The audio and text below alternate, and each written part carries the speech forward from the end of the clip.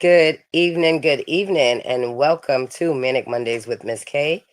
I am your host, Miss K, on Attorney Vincent Davis's platform for Manic Mondays at every Monday at 8 p.m. Eastern Standard Time, 5 p.m. Pacific Time. And this is where parents or surrogate parents, presumed parent, grandparent, any type of parent that wants to come and, you know, tell their maniacal story or their insane experience with CPS, ACS, DCFS, or any other acronym that you may use in your state. So just remember, we are here every Monday. And if you'd like to be a guest, get in touch with our producer, Grace, or you can reach out to the number below at the offices of Attorney Davis.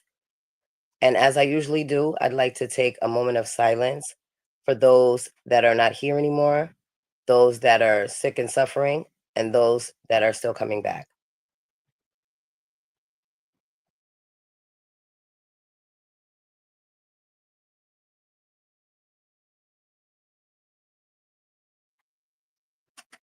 So those are for our fallen brothers and sisters. And the reason why I feel like the moment of silence should be recognized on a maniacal Monday, because this is the start of all business, continuance of business, or, oh, excuse me.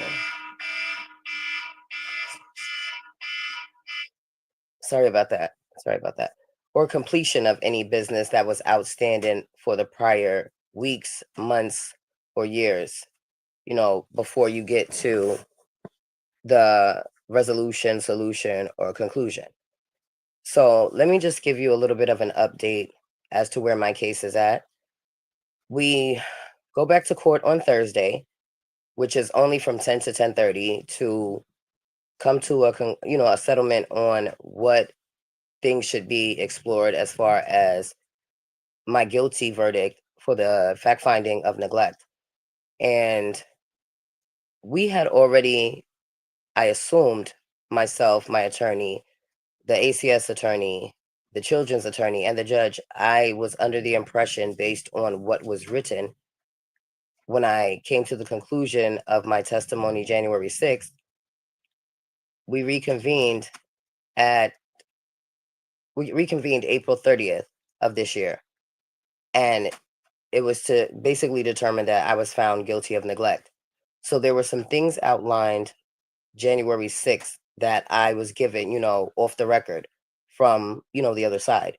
But where I came, I misunderstood, or maybe was under a false impression, because based on what was written, I didn't realize that maybe it wasn't officially an official order document. It was just something that was requested between, both sides. So again, the fact that I wasn't clear and I did not ask, for clarity because I didn't think I needed to, that was, wrong on my part. So I have to take ownership for that.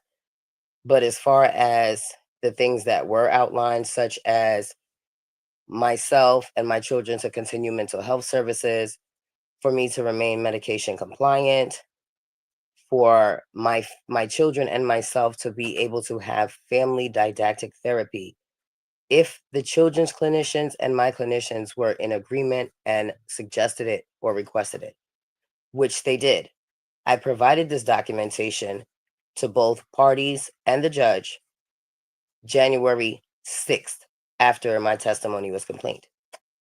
So based on these things already being adhered to, because I've never been out of mental health service, my children have been in mental health services 2 years prior to this removal. So the fact that the last 2 years, I have not given consent and I have not done an intake packet for either one of my children at the facility that they receive mental health treatment for, because the foster parent, non kinship, she has no ties whatsoever, DNA wise, blood related wise, extended family wise, or a close family friend. She is not. So the fact that this mental health facility, that I shall keep them remain nameless, has been treating my children for 861 days illegally. So because one, I am an officer of the court, and two, I'm a mother that has been targeted, biased, and discriminated against constantly in this case, that even for me to assert my rights and let this be known, which I've done, my children go to two different locations, but under the same name for the facility that treats them for mental health. Now, I too used to attend that same facility, and presently my husband attends that facility. So the discrepancy is, do you want to civilly fix the problem, or would you like to take it legally? Because technically, based under the signature that is on the most recent intake and consent packets are not mine. So clearly, under New York State Mental Health Services and Treatment Office of Compliance, you are in direct violation of my parental rights, my patient rights, my constitutional rights, and you are violating many, many statutes under the American Disabilities Act, such as violating my confidentiality. So again, I have been very nice, very humble, very cordial, very legal, and very non-physical. Now, I'm not saying that as an intimidation tactic. No. I am stating what is legal, written, and ordered. One, it is outlined in the policy for this mental health facility. Two, it is a parental right, which I have all rights intact. And three, I had a very, very productive relationship with these clinicians, directors, and any other staff outlined in a state of supervision or authority to treat my children for mental health. The only reason why I'm starting to get resistance and restriction is one, the foster care agency has corrupted their perception of me, just like they've done to my children, right along with this foster parent.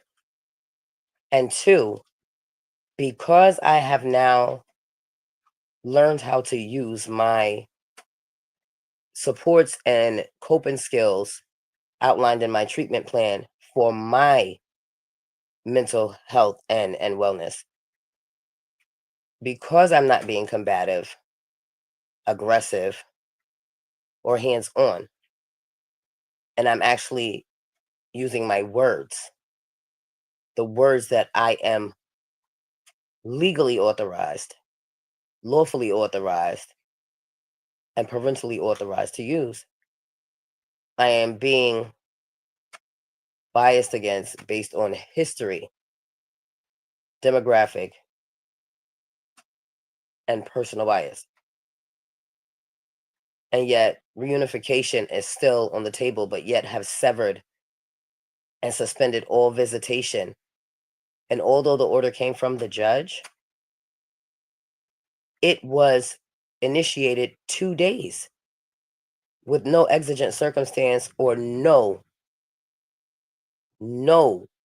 severe risk. So there was really no reason to take my visits because I was concerned about one of my children when I got information from a reliable resource at their school who was also a friend, who also supervised visits, who CPS also failed to get a statement or conduct an interview with regarding those non-explosive visits that the children's attorney tarnished my reputation and slandered my name by using perjury, maliciousness, and bias. You have got to be kidding me based on the extreme metamorphosis.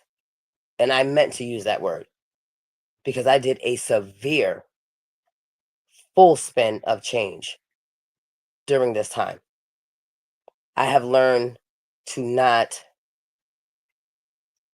personalize everything based on other people's perception of the person they may think I am, heard I might be, or read, you know, sporadically, here and there. They are skimming. They didn't read the full package because it would either be extremely bad or they would have to recognize the metamorphosis. Even up until the point where my mom and my sister tried to get a rise out of me after having a severe medical issue.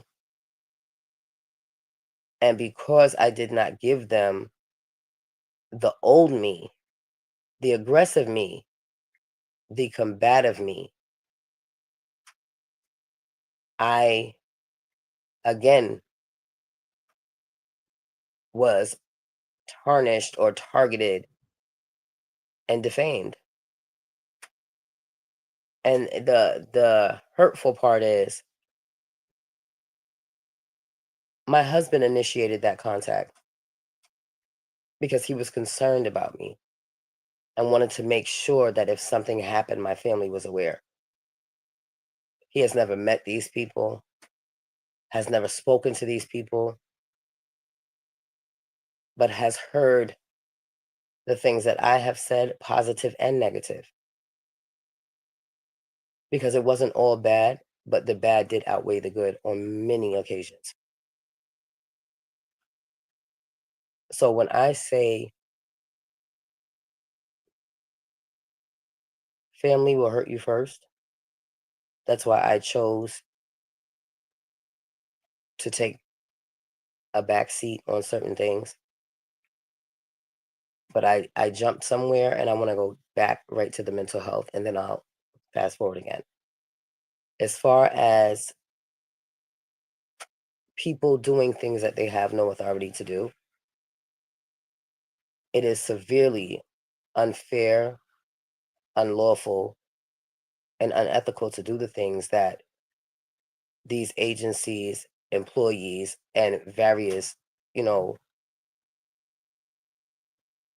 people in high authority that basically control your way of life. So I feel like it's a catch 22. If I don't sign for myself or for my children, I'm stifling their level of care. But if somebody else signs for me, there is no repercussion when I assert my rights, enforce them, and then get restricted, penalized, and severed. How is that even allowed? Because I can't say legal. We clearly see that a lot of illegal things have been done in this case. My due process was the very first thing after remanding my children illegally because you took them from school. There was no exigent circumstance, no imminent risk, no safety concern. Because if it was so concerning, February 1st, when the initial report went in, to my knowledge, it was said for me to have been suicidal, threatening to strangle my children because I was under medicated. But you didn't remove them till the 8th. No matter what label I'm diagnosed with, that statement alone sounds insane coming from anybody, labeled or not labeled. Because if I was suicidal February 1st of 2023 and you didn't remove my children from school, mind you, after I got them dressed for the right season and the right clothing, right size, provided transportation to get them there on time, They did not seem upset or agitated in any way. And yet they were not removed until February 8th of 2023. Even any crazy person can determine that sounds insane. I was suicidal on the first, but you didn't take them to the 8th. If I was really that suicidal, they would have not been breathing on the 8th. They wouldn't have been breathing on the 2nd, the 3rd, the 4th, the 5th, the 6th, the 7th, or any other day after that. So let's be realistic. Don't insult me with etymology. It is insulting. I am a lyricist. I love wordplay. It is definitely one of my high points. And so is proving people wrong and debating on statistics. Because although people may have one perception of me, which may be false, or maybe having something to do with their interaction with me, depending on situation and circumstance, everybody experiences a different me. And although, again, I am labeled with mental illness, I am not what I am diagnosed with. That is just my label. I am a mother first and foremost. Anything else is optional. Innocence is worth it every time. I say that every stream, every live, every day. Innocence is worth it every time. Parents don't ever give up the fight. These people try to drag you, maim you, hang you out to dry, and then expect you to still move forward productively, healthy, safely, physically mobile to the point where you are not in a comatose or catatonic state. They take everything from you that means anything. And my kids have always been everything that I have in this country. Everything. And through all the sickness I'm going through all the mental health supports that I am utilizing daily to identify my triggers and to know when I may be in crisis or declining. Because I have excellent insight to provide safe and healthy ways to help my children live the right way. Nobody's perfect except innocence. But these people snatch every bit of motivation, drive, and sanity on a daily when they have not done what they are legally, lawfully, and liberally hired for. They don't even know what their policy is as an employee for whatever agency they may be employed with. It is insane the amount of restraint I have had to give myself, and I am so grateful in more ways than one for my other half. Because although he drives me crazy too, I finally found someone to match it. So if he is as crazy as me, he's meant to be. And he keeps my crazy sane. And that sounds a little weird, but you would have to be a piece in the puzzle to understand that. And that's for another day. But as far as me you know, humbling myself or my husband taking the initiative to reach out to family in the event that my health, took a turn for the worse because I have not been well. He made sure that my truth was told based on them not having any knowledge of him. And we've been married for a year. And I don't even think they knew I was remarried. So at first I was a little upset with him, but then I understood. And although the interaction that he did have with them for the very first time ever talking or hearing of him, they tried to defame me and tarnish my name there too, not realizing he is my husband.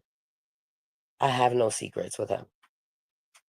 So he was able to get ahead of that and let you know I have taken ownership, responsibility, and I have used it for the better to motivate me to be better than the person that allegedly abused you guys, disrespected you, and cursed you out. You stay talking about the way I did you guys. The way I am, my truth is my biggest downfall. It is a blessing and a curse because my honesty and transparency allows people to see. It's not that I don't care what people say about me, it's that you can't say anything that I haven't already told you because I don't like OMG moments. But see, the downside of that is when there is nothing for people to talk about because it doesn't bother me, my kids get caught in the crossfire. And this is where CPS gets to hop right on in where they left off, no matter what spaces were in between. So, although that conversation happened and I was tarnished and was told that, my husband was told that, my mom couldn't take the abuse. That's why she didn't even tell me she was moving. I haven't bothered that woman since July 1st of last year, based on me inviting my sister, humbling myself, and inviting my sister to a family team conference with the foster care agency and foster parent. And she then invited my mom, who I thought would be, both of them, maternal sister and mother, they would be an asset to this family team conference. But they flipped on me like sheep's in wolf clothing. My mother actually made it seem like I was mentally unstable and that I shouldn't be able to make decisions. But moving forward to this July and my husband reaching out, now I abuse her so much. I abuse her so much. But yet people don't talk about the abuse that they throw on my children because they cannot get under my skin because I have been at my rock bottom. And you know when that was? The first time they took my daughter from the hospital.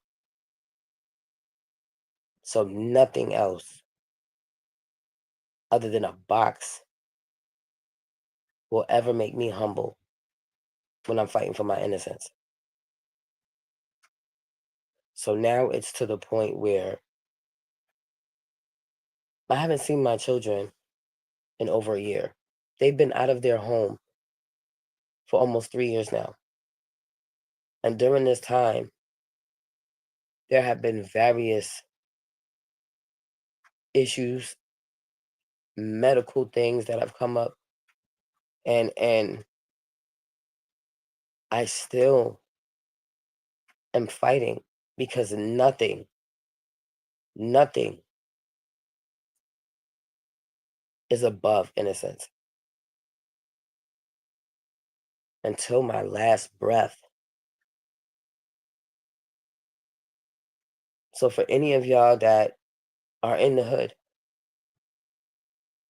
y'all tell my girls I love them. And mom is fighting hard. Whether y'all are upset with me or not, I love y'all.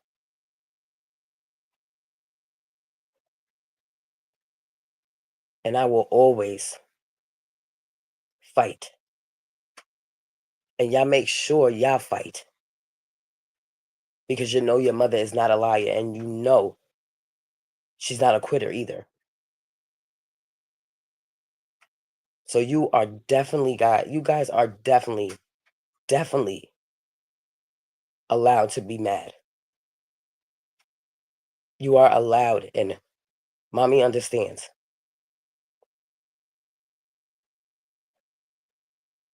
But you can be mad, and I'm still gonna love y'all to the moon and back. Y'all know y'all are amazing. You are your sister's keeper,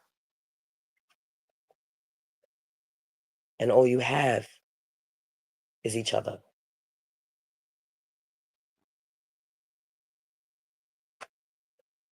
So again, you can be upset with mommy, and I don't even know the word to say, but I am gonna be fighting as hard as I can to fix that. I will never stop. And mommy will be there. When the time is right, I will be able to tell you guys the truth. And you can tell me how you feel. And we can work on that because we're family. And don't you guys forget that. And you have family. And for clarity, my family has always been a part of my children's lives, whether I wanted to be around or not. I have always humbled myself for my children and still do to this day. Every medical procedure, surgery that could possibly extend the amount of time I was told. I am taking everything and jumping all in 100% because every day is worth it. Every day, whether I'm in pain, whether I can move, whether I can walk, whether I can speak, whether I can breathe. Every day that I wake up in pain, I know I'm alive. That gives me another day to fight for my innocence. And I wanted to talk about the psychological effects that separation and the removal of innocence can pose on other children that may still be in the home or may be separated because they didn't have space in a foster home for everyone to stay together. Thank God I have that, that luxury, and I'm grateful for that. But what happens to these parents when some of them don't have the same drive and motivation to push through, to rise above, to use their supports and resources, their coping skills and their treatment plans Their crisis phone tree. What if they don't have those things? What if they don't have somebody that they can call at 3 o'clock in the morning to pull them back off the ledge? What about these parents that we read about that actually are successful? And I don't want to even use that word when you talk about taking, your own life. And no, I'm not in crisis. And no, I am not suicidal. I am speaking as a parent with mental illness that has been bending every which way, but cannot be broken. And definitely cannot be broken by a system that was designed to fail us from the very beginning. They are basically employed to either separate,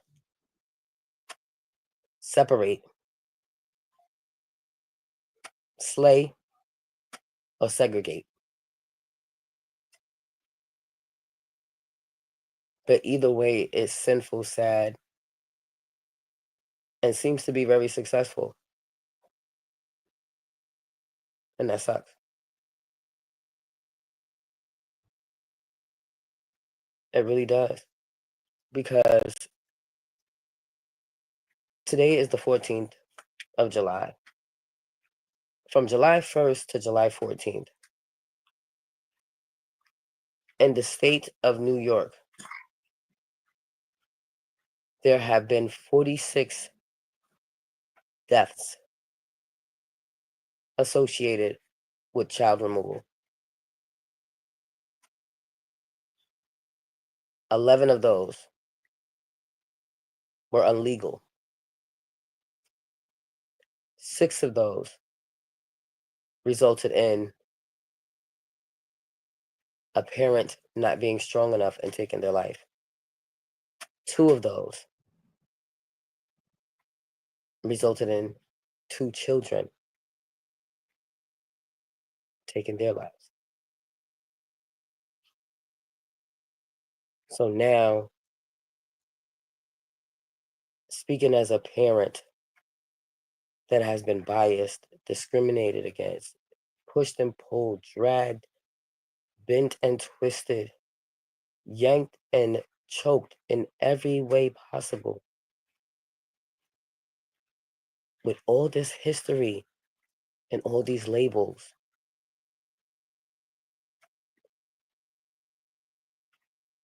I know I can pat myself on the back and say, job well done, Kay. Regardless of how anybody feels about me. And I'm not even trying to be funny or just ratchet. But I haven't put my hands on nobody. And that is because, again, I love my kids. So I will humble myself because I have metamorphosized. And people will respect me for me, regardless of what degree I have, what license I hold, what title I'm dealing with at that time, because I am a mom. I am a mom, first and foremost. Innocence is worth every breath, every bead of sweat, every sore bone, every empty stomach, because they have to eat. So as long as they are full, that is what gives you motivation to do it all over again the next day. We are not part-time parents. This is a full-time job with extreme ups and downs. There are no sick days, no paid vacations, no mental days, and no time off. And I used to think, sometimes I need a break. I miss the noise. I miss washing clothes. I miss having toys to step on. I miss doing hair. I miss having spa days. I miss parent teacher conference. I miss pajama day and silly face pictures. It's the little things that keep us holding on when these people take everything that motivates us to grind daily so they can move forward with our legacy, whatever we set forward. And although everything may not go the way we had planned, as long as it is safe, healthy, productive, and stable, you hit bumps along the way. The only thing that is perfect is the innocence we created.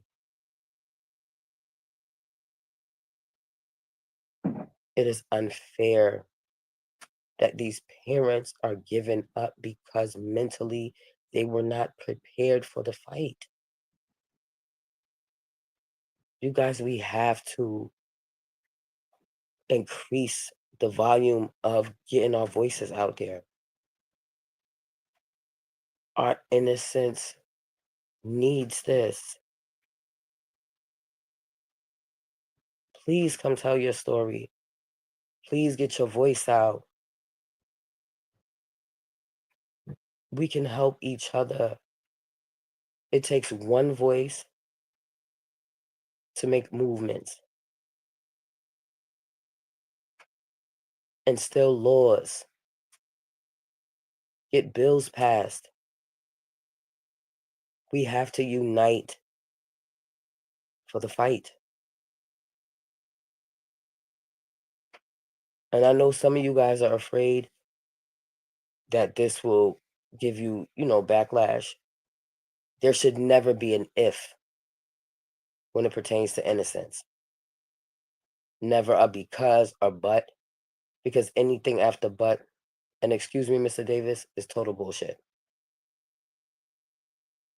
There are no excuses. Every day that you breathe, every day that you fight. No matter what is going on with you, pull it together, put your big boy or big girl undies or panties on, and do grown people things. These kids did not ask to come here. We brought them here, so we are responsible to protect, support, educate, and let them leave the nest with everything that they need to be sustainable, to be productive, to be successful, and to be healthy, safe, and loved.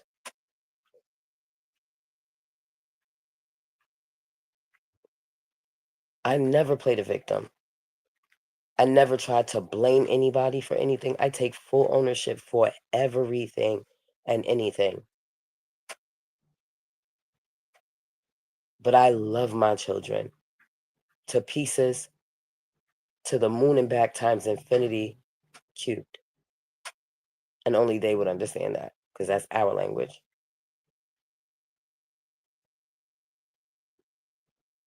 And I'm so glad that I didn't let my substance abuse history get the best of me and go out on a bender and use that as an excuse. I'm so grateful that I have the mental health supports and resources that are licensed and the friends that listen to me rant and rave, and I'm never too good to call the local hotline. So parents, if you want to remain anonymous and you need to clear your head, please reach out because mental illness is real. And the amount of psychological warfare that these agencies and these workers use is unethical, inhumane, and tyrannic. Like it's just ruled with an iron fist. Like it is just really, really hurtful that innocence is outlined with a dollar sign and families are severed based on financial gain, especially for the minority people. And not to say this doesn't happen to people that are well, endowed with financial, stability. It just goes to show impoverished people, uneducated people, people with melanin, people in the urban demographic, people from indigent communities, and the indigenous, population. Once they got a hold on you and they put their hooks in you, the release, or should I say the catch and release, is like a cartoon. Tom and Jerry to be exact,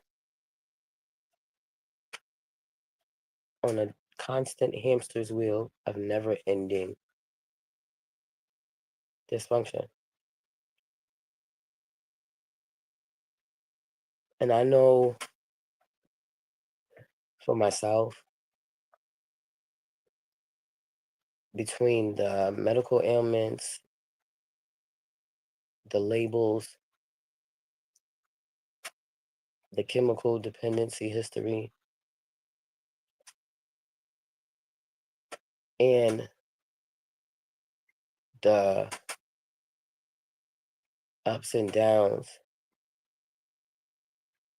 of my label, it plays a big part day to day. My mouth was so dry. But it plays a big part day to day where, my husband sometimes gets the crap end of the deal. And it may be something little that may become explosive because I keep digging and digging and digging because I want to make sure my labels are not outlining me and I am not illustrating the label. Because sometimes, as someone diagnosed with bipolar,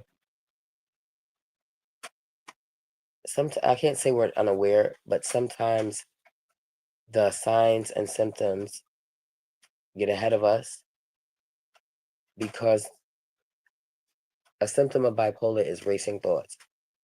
So if you're constantly thinking about the next day before the day that you're in even ends, you're constantly running things together that eventually will merge. And it seems like every day is the same day, especially if you're doing the same thing consistently. You get up, you get on the phone from 9 a.m. to 6 p.m. or 8 a.m. to 5 p.m. You are calling around to get some type of assistance, some type of progression, some type of success. Like It's an uphill, downhill battle, a roller coaster ride of hits or misses, bumps in the road, and ultimate track breakage.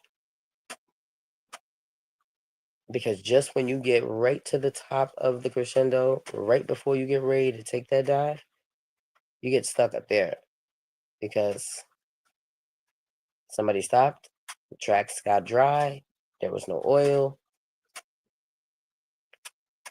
and the list goes on. But I say that as a means to an end. Parents, we must unite. Reach out. If you have a CPS, ACS, or whatever acronym that you use in your state, if you have an issue, reach out to Attorney Vincent Davis. His number is listed below. There is somebody there Sunday to Saturday, 24 hours a day to answer your call. It is never too late to fight for innocence. It is never too late to ever stop fighting. Parents, don't give up. Mr. Davis has many platforms.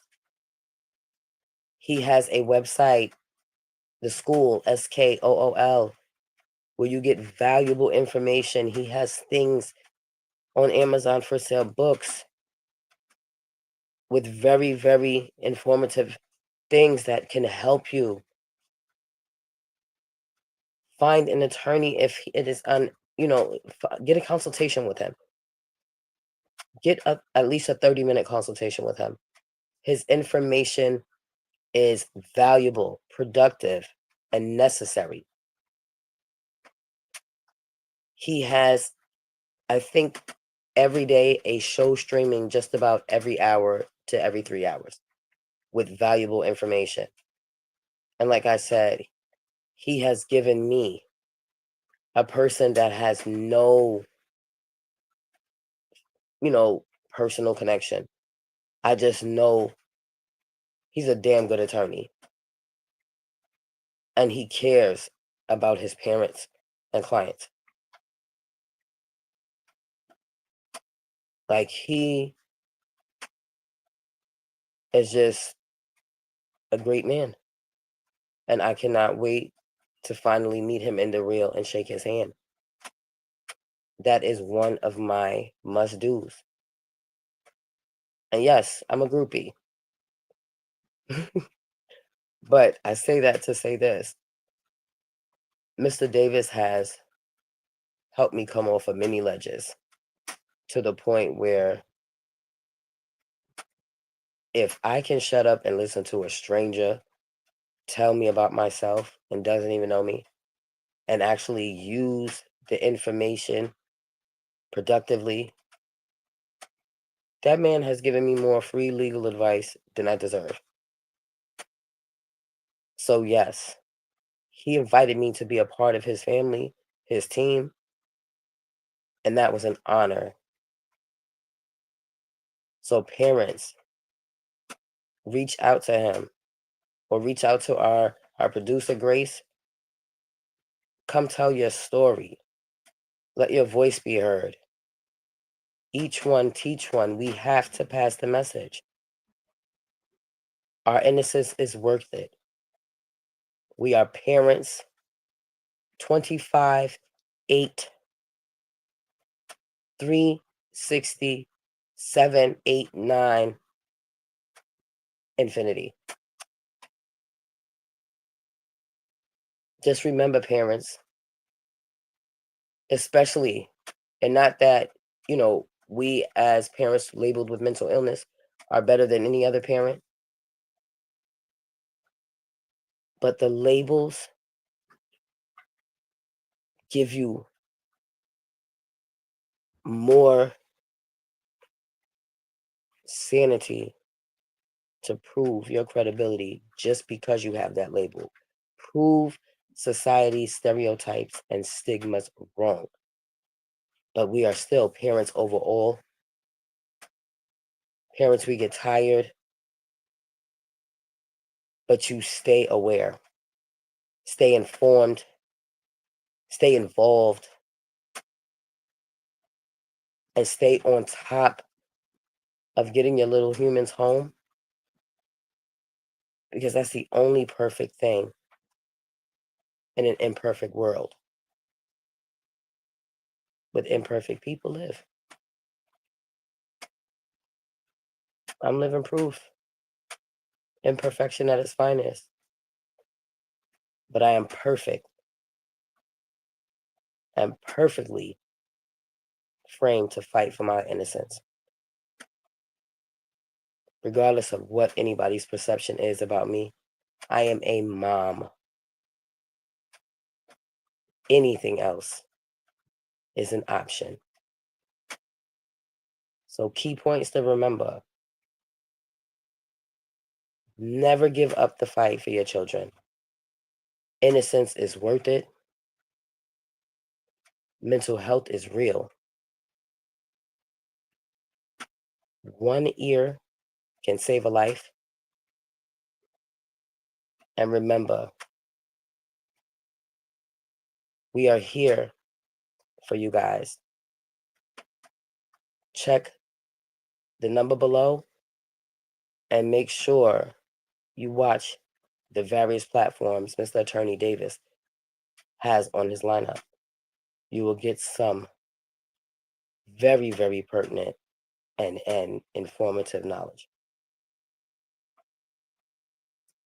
So like I say, every Monday, we are here same time, 8 p.m. Eastern Standard Time, 5 p.m. Pacific Time, on the amazing Attorney Vincent Davis's platform with Manic Mondays with Miss K. I am your host, Miss K. And y'all have a great night. Peace and blessings. Grace.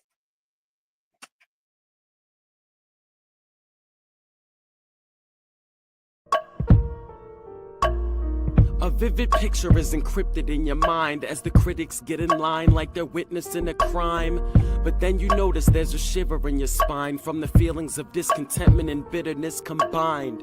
Heartbroken when you listen to the judges, another kid's innocence corrupted. And if you go against it, it's destructive. Consider this predicament the toughest, but we believe in a system fit for justice. Child Protective Services only pretends to save it. The one solution for this is worthy of instant praises. 30 years of experience with relentless cases. Allow me to introduce them. This is Vincent Davis, defending you when they don't think a mother fits the role. Is it juvenile dependency or government control?